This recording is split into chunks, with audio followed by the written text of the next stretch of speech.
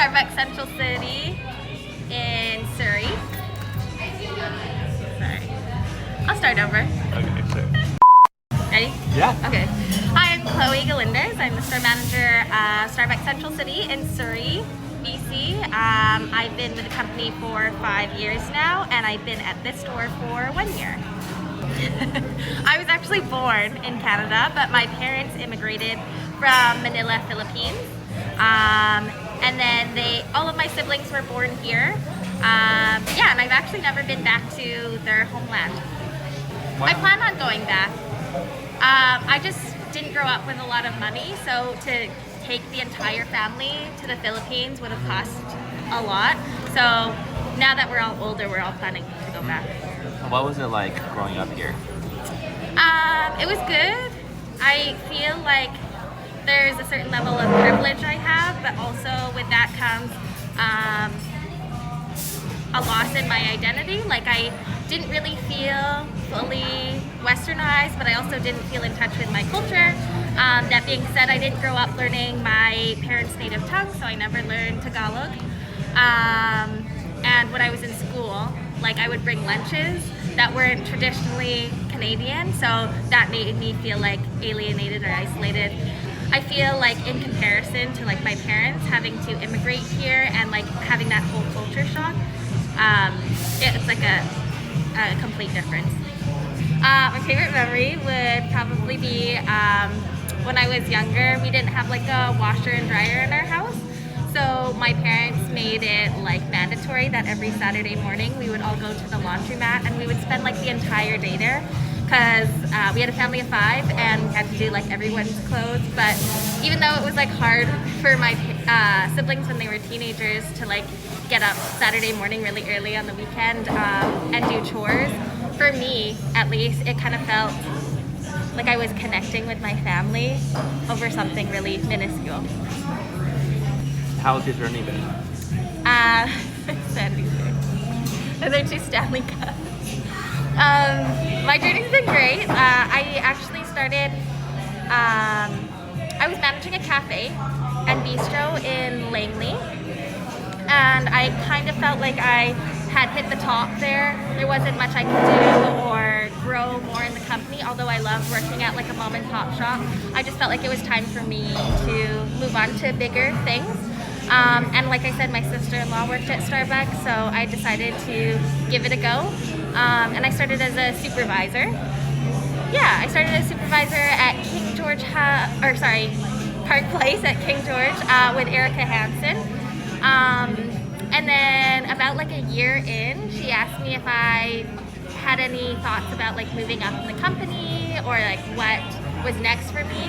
And until that point, I like was grasping being a supervisor. So I actually did my first interview. Didn't go too hot because I had like a lot of nerves and wasn't ready. And then I just reminded myself that it wasn't a no, it was just a not right now. And then I tried again, and then I got my store. Yeah. My toughest moment, like with Starbucks, of being a store manager.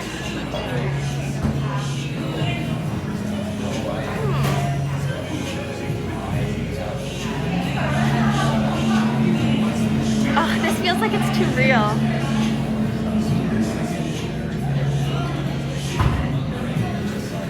Okay, I guess this one's like kind of bittersweet. I have a real heart for working with like young adults and teenagers and helping them in like that developmental stage of their life and trying to figure out what they're doing next, post-secondary. And with that comes like mentoring, but also having really hard conversations with people, and also having that conversation with maybe like this not being the right route for them. So although I like really care for all my partners and I want to be there for as much of their journey as I can, I feel like the hardest part for me is letting them go. Yeah, it kind of feels like, I feel like maybe parents with like becoming empty nesters and having their kids leave the house. That's kind of what it felt like for me. Who's my role model?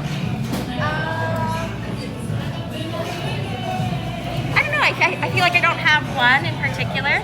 I feel like I draw inspiration from a lot of people, but I would say a common theme for all of my role models is that they taught me how to love more completely. Yeah, so that is everywhere from my parents to my siblings, and most recently within this year, it's been my district. They're so supportive and understanding, and they just like encapsulate love so perfectly and teach me how to lead with love.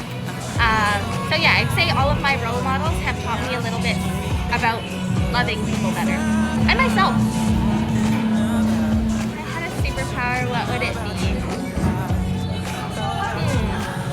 I don't know. I don't think I would, as cheesy as it sounds, I don't think I would change anything. I think we all have like our own unique superpowers in just like embracing ourselves and being authentic, and that shows up with other people, but with me, with just like being vulnerable and being able to listen to people when they're hurting or when they have like really great news to share. Yeah, I can't really think of anything specifically that I would choose as a superpower, but maybe stepping out into those things more, like being more vulnerable and being more supportive. Yeah. In life, love, and career. I think in all three aspects, it's kind of the same advice. Recently, I was talking to my district manager, and it was about being new in my role. And I was talking about like how I wanted to be more like these other leaders. Like I just need to draw some inspiration from them and do this a little bit better like this person. But they reminded me that I still have so much power and knowledge and experience within myself, and not to lose sight of that. Like I bring something to the table as well.